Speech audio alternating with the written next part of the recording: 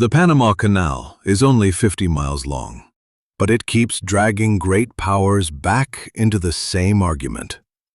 In February 2026, the Associated Press described Panama as being pulled between Washington and Beijing over port control near the canal.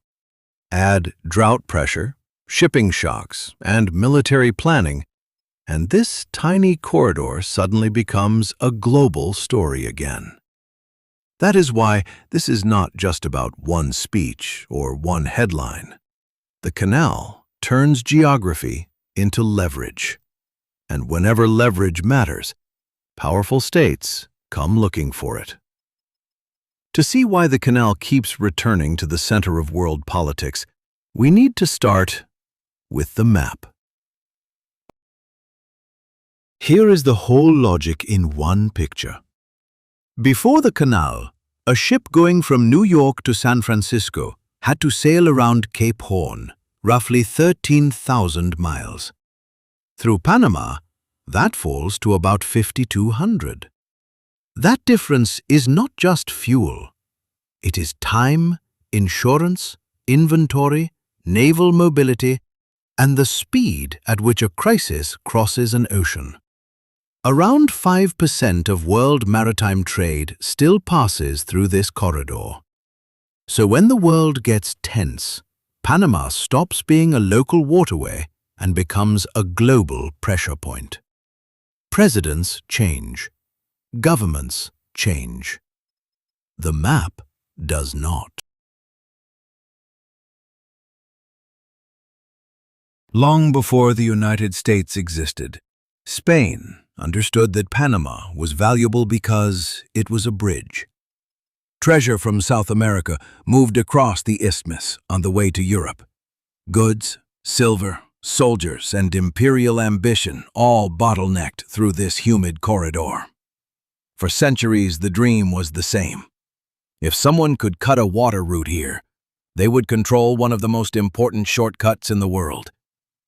But dreams are cheap, and Panama is not. The terrain is wet, unstable, and hostile to grand plans. Jungle swallows roads, rivers flood, hills collapse. Disease used to kill outsiders by the thousands. So for hundreds of years, Panama stayed what it had always been. Not a canal, but a crossing. Everyone wanted to master it. Nobody could. The first modern power to really try was France.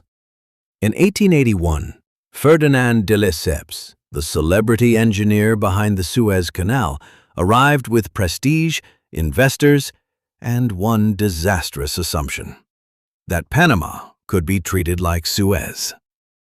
It could not. Suez was flat desert.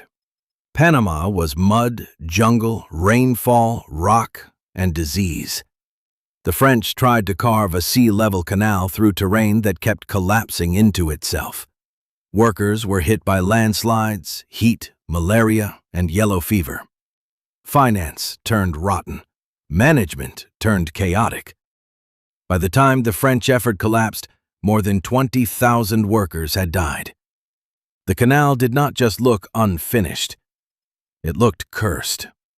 And that failure changed the question from "can this canal be built?" to "what kind of state is ruthless enough to build it anyway?" That state turned out to be the United States. In 1903, Washington backed Panama's break from Colombia and quickly signed a treaty giving the U.S. sweeping control over the future canal zone. The arrangement solved America's strategic problem beautifully, and Panama's sovereignty problem terribly. For Theodore Roosevelt, this was not subtle. He wanted the canal, he wanted it fast, and he believed sea power depended on it. The logic was military as much as commercial. A U.S. Navy that could shift between oceans quickly would be stronger, cheaper, and harder to trap. So the canal was never just an infrastructure project.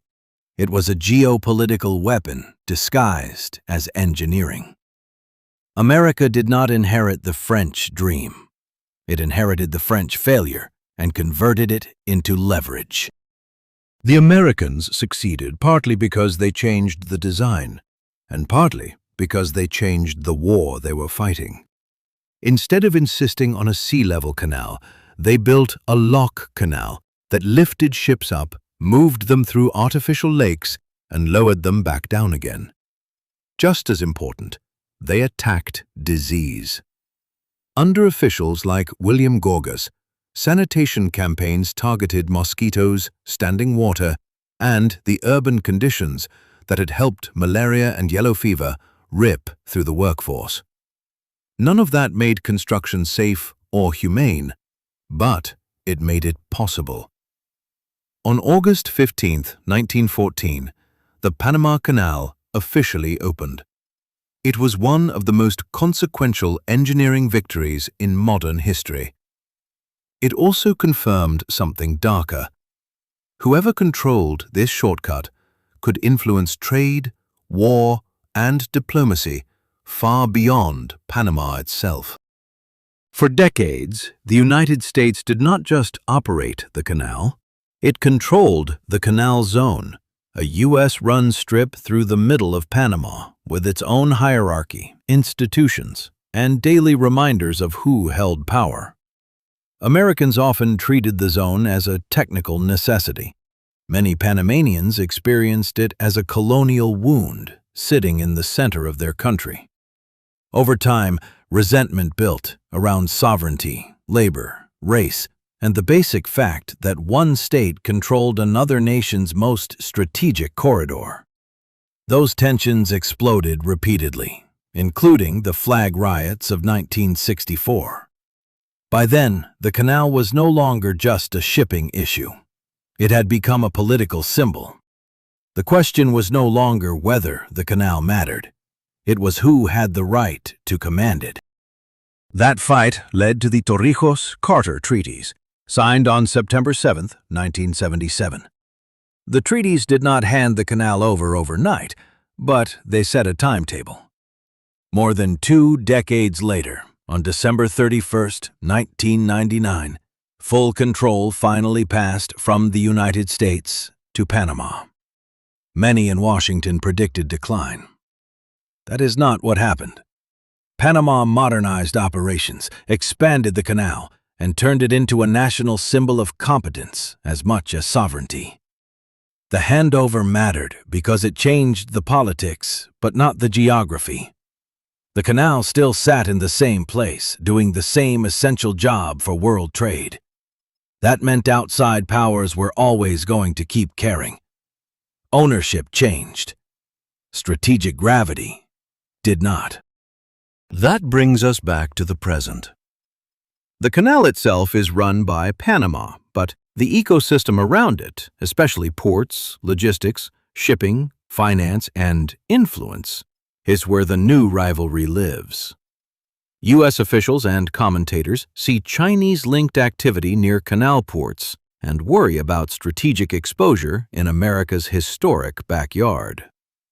China sees trade, infrastructure, leverage, and a chance to deepen its Latin American footprint. Panama sees pressure from both sides while trying to protect its own autonomy and economy.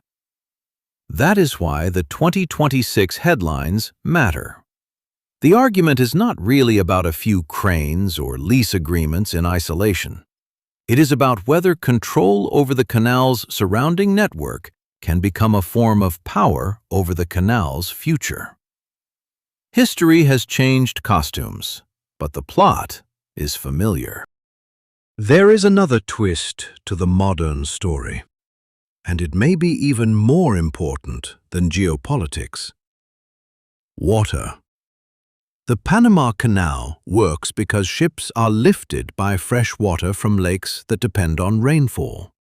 When drought hits, capacity drops. Fewer daily transits means higher costs, longer delays, and a reminder that not every strategic limit is political. Some are ecological. That matters because the modern canal is being squeezed from 2 directions at once. On one side, Ships are larger, trade flows are fragile, and wars can suddenly reroute traffic. On the other, climate pressure makes the canal itself less predictable. In other words, the canal is becoming more valuable at the exact moment its physical system is under more stress.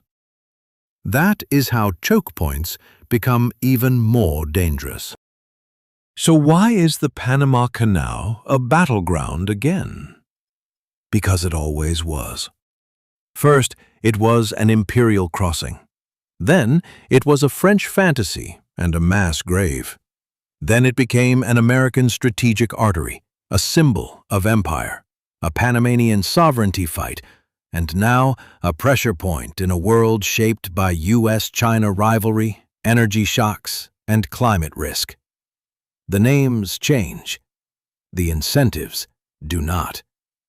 That is the lesson history keeps teaching. When geography offers a shortcut between oceans, powerful states will compete to shape it, secure it, and narrate it. The canal is not back in the news because history is repeating mechanically. It is back because the forces that made it important never went away. They just found new headlines.